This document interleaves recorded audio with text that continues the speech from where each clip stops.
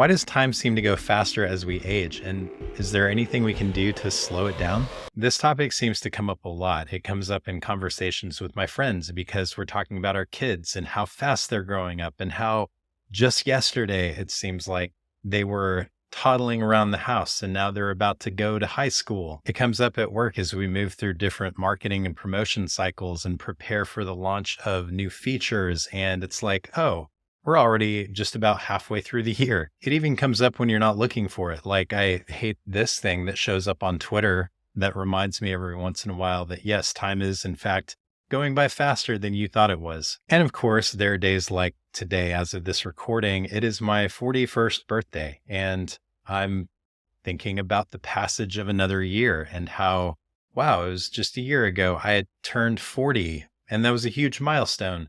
And that doesn't seem like it was that long ago, but here we are again. I have my own theories about why time seems to go faster as we get older. And I should give the caveat that these aren't like my theories, like I came up with them, but they're kind of things I've pieced together based on things I've seen from other people. One of the big theories is that when we're young, so like when we're 5 years old, for example, a year is 1/5 of our entire existence. And if you're thinking about it in terms of your cognitive awareness and the things that you actually remember, that might even be as large as a third or a half. But when you're 40, 1 year is 1/40th of your entire lifetime. It's 2.5% of all of the experience you have. It's a pretty satisfying explanation. The longer you've lived, the shorter any period of time feels in relation to the amount of experience you have.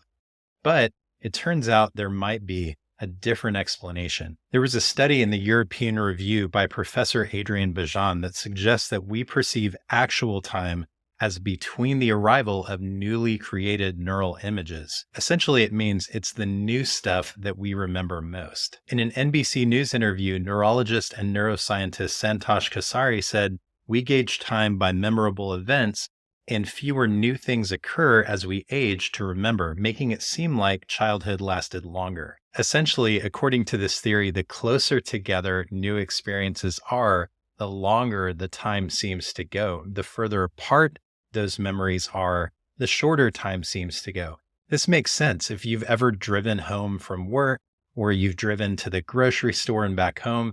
You might not actually register that you spent that time driving. You kind of zone out because things that aren't new experiences, our brain tends to put on autopilot. It's one of the ways our brain conserves energy. And so by not encoding those new memories, by not being actively aware of what we're experiencing, that time just kind of is lost to us in a way. So what we experience as the passage of time are actually those more novel experiences, which we have fewer of as we get older. And a lot of that is by necessity. Obviously, tying your shoe for the first time successfully is an experience that hopefully you only have once because it's something that you're able to do for the rest of your life. Driving on the highway for the first time is hopefully an experience you only have to go through once. That is super nerve-wracking. So this is just something that naturally happens as we get older.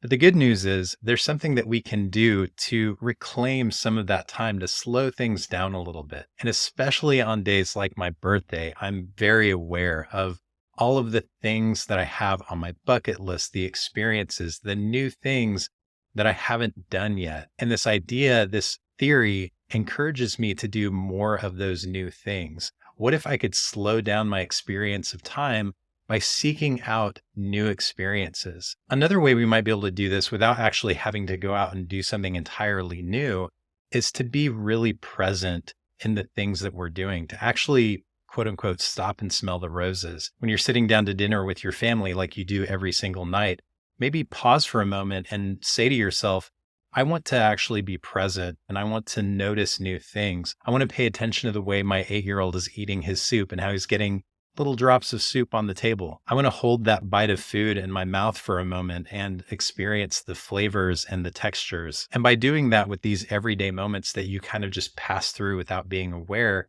you can turn them into new experiences. But I definitely want to do both. I want to go and do new things that I've never done before, see new places, meet new people. But I also want to find newness in everyday moments. And maybe if I do, when I see that tweet, instead of freaking out and saying, oh my gosh, I can't believe how much time has passed, instead, I'll say, wow, I could have sworn time was moving slower than that.